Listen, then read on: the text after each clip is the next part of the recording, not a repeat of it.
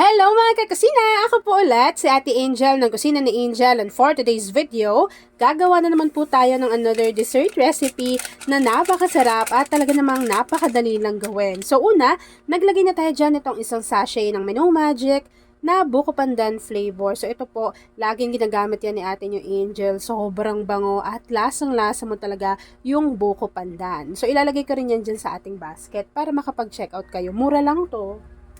After nating mailagay yung ating jelly powder, syempre tutunawin po natin yan sa 3 cups of water.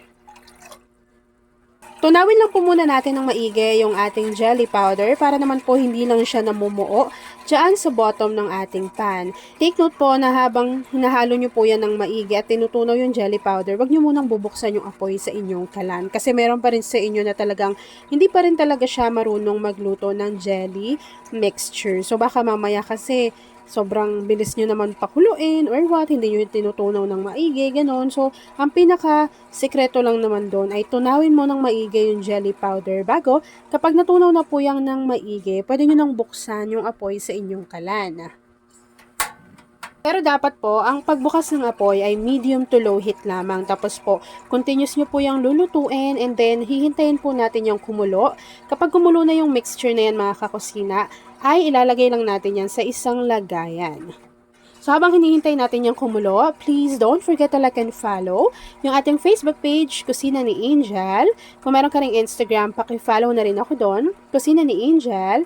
At kung gusto mong matuto pa ng iba pang mga recipes o kaya naman gusto mo mag-share ng mga niluluto mo everyday na gusto ko ring makita para masubukan naman ni atin yung Angel, meron tayong Facebook group. Nandyan lang po yan sa ating Facebook page. And yes mga kakusina, kung isa ka din pala sa dessert lover, pwede kang mag-comment dyan sa ating comment box section. Ilagay mo lang, "Hi Ate Angel," at ilagay mo na rin kung taga saan ka nanonood. Kapag nahiwa na natin into cubes yung ating buko pandan jelly, ilagay lang natin to sa ating mixing bowl.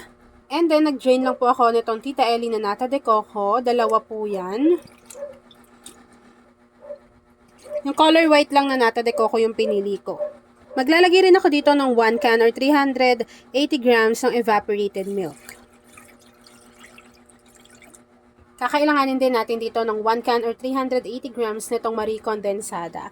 Pwede pong chilled overnight yung gawin ninyo para mas mabilis nyo po yung ma-enjoy. And then, ito naman po yung buko. Nasa sa inyo naman kung gaano karami.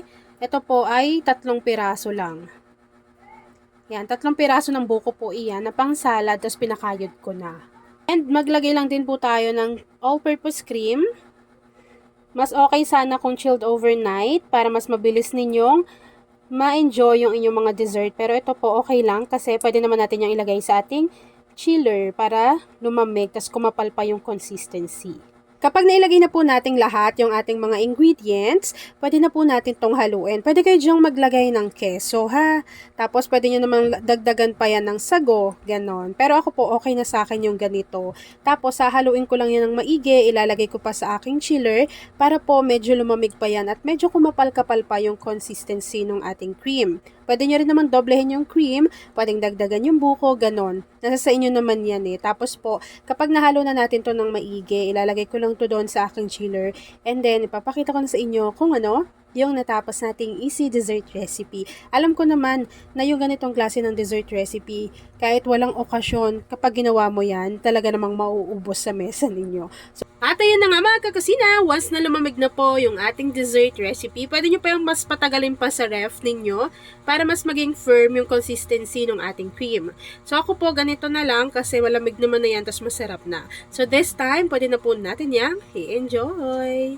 At ayun na nga mga kakusina, tapos naman po ang ating easy dessert recipe na buko pandan salad. Kung nagustuhan mo yung ating video, please like and share this video. At kung hindi ka pa nakakapag-subscribe sa aking YouTube channel na Kusina ni Angel, please click subscribe button, click mo na yung notification bell, click all para lagi kang updated sa bawat ina-upload kong mga videos. Yun lang mga kakusina, thanks for watching and enjoy this video. Pakishare ng ating video lalo na kung isa ka sa dessert lover.